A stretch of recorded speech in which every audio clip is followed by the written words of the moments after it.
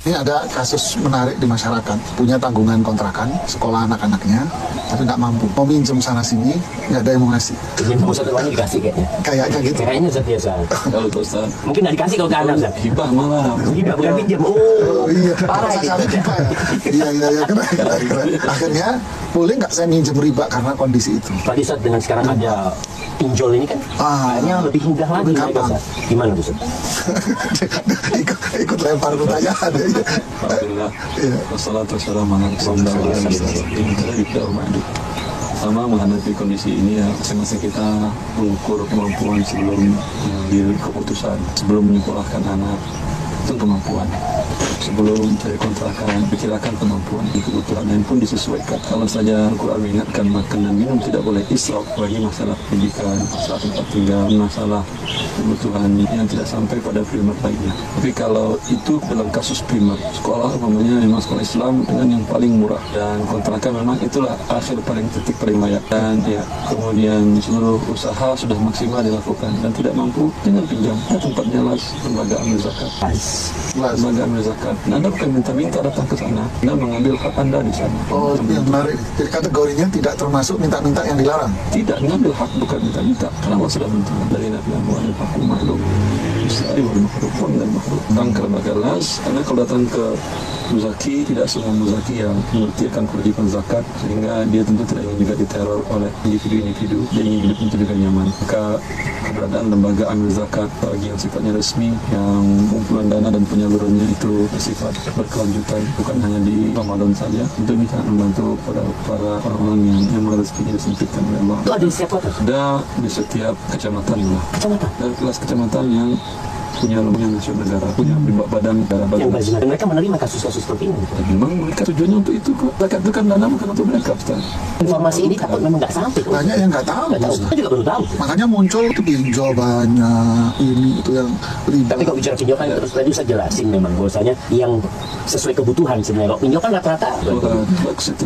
Iya. Dan kemudian juga satu sisi yang lain, ini juga nasihat kepada teman-teman yang diamanahkan oleh kaum muslimin, oleh para muzaki, dan diamanahkan oleh negara untuk membentukkan badan yang basnas yang resmi ditunjuk oleh presiden dengan turunannya, dan juga yang sudah masyarakat kemudian mengurus perizinan resminya dalam bentuk lembaga amil zakat. Banyak setiap organisasi besar seperti Muhammadiyah punya LASDU, Nahdlatul Ulama punya LASDU, kemudian hampir setiap kota banyak LAS yang swadaya masyarakat selain yang resmi tadi. Datangi mereka, berikan resmi dan nasihat kepada mereka teman-teman yang bekerja di LAS. Memang tugas Anda digaji dan dibuat oleh negara untuk memberikan melayani para kaum muslimin, para du'afa yang seperti ini. Artinya itu adalah hak mereka. Anda hanya mendapatkan di situ gaji. Kalau mereka mendapatkan hak bukan gaji, Allah yang menentukan hak mereka di sana. Bukan pelitnya dia tapi pelit Ustaznya. Ya, itu nasihat kita teman-teman bekerja di zakat ini, bahwa Anda hanya dapat gaji untuk para tuan-tuan Anda yang para fuqara masakin ini. Kalau pemiliknya, Tuannya justru malah fuqara. ya, Mereka senang kalau saldonya banyak mereka. Jadi mereka jaga tuh saldonya, bangga kalau banyak.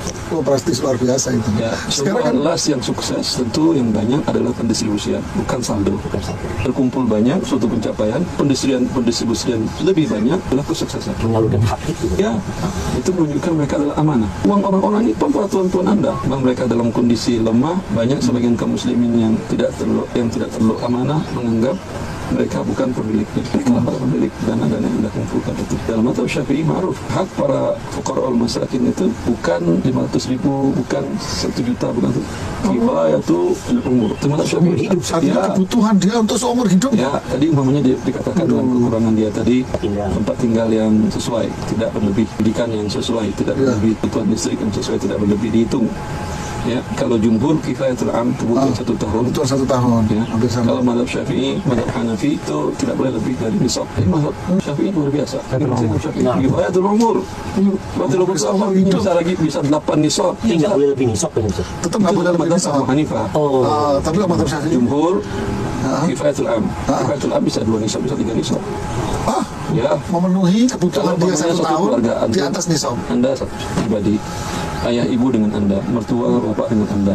Mereka punya kebutuhan khusus yang tinggi. Belum lagi anak-anak dan kebutuhan istri Anda. Pengeluaran semuanya 20 juta per bulan tidak bisa ditawar. Kalau berkurang akan memudaratkan salah satu. Sedangkan pendapatan maksimal UMR cuma 5 juta umpamanya. Jakarta itu. Berkurang 15 juta ini kalau dalam mazhab Syafi'i, dalam mazhab Jumhur kali 12. 1 tahun. Ya, 1 tahun. Kali 12. Iya. Berapa itu? 10 juta. Serahkan kepada mereka. Kalau Kifayatul umurnya sampai kapan? Kita kan nggak tahu. Selamanya dia itu. Umurnya mati kapan kan nggak tahu.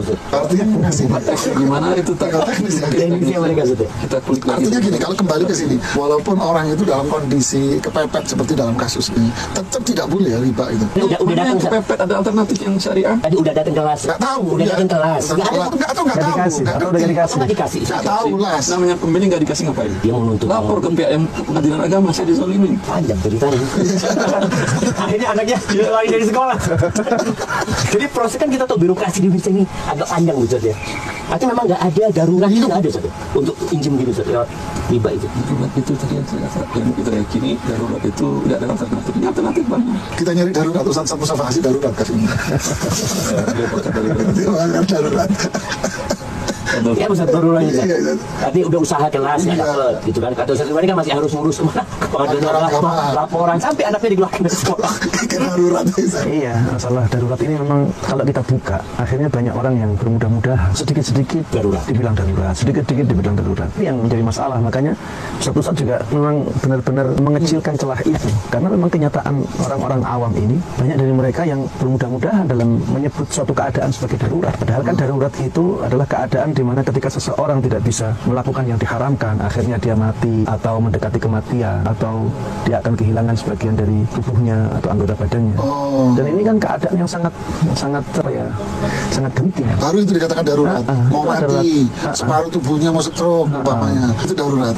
Cuma anaknya dikeluarkan dari sekolah, aman. Iya, belum. Dia sekolah. Dan sekarang pun masih banyak sekolah-sekolah gratis juga. Ini yang enak nih. Iya. Dari lulus kelas, sekolah dari yang gratis. Tapi nggak mampu. Dia nggak mampu. Tapi banyak orang kan memaksakan diri kan. Ya, itu Kan kan. Mama Nambu ya, Kemudian setelah itu bilang darurat gitu. Nah, bukan saya Dewan Fatwa lah. Dewan Fatwa ya? Dewan Fatwa. Oh, Dewan Fatwa. Ada bagian zakatnya juga dapat. Ada. Dewan Fatwa nerima. Bukan nyalurkan. Masya Allah. Jadi tidak ada celah ya untuk itu ya, kecuali kondisi yang tadi itu. Iya, Mati kondisi. atau apa. Dan juga anak-anaknya sekarang mereka BPJS kan karena mereka mengatakan sakit ya, nggak bisa berobat karena ditarik uang yang banyak. Padahal ada solusi dengan Kerja.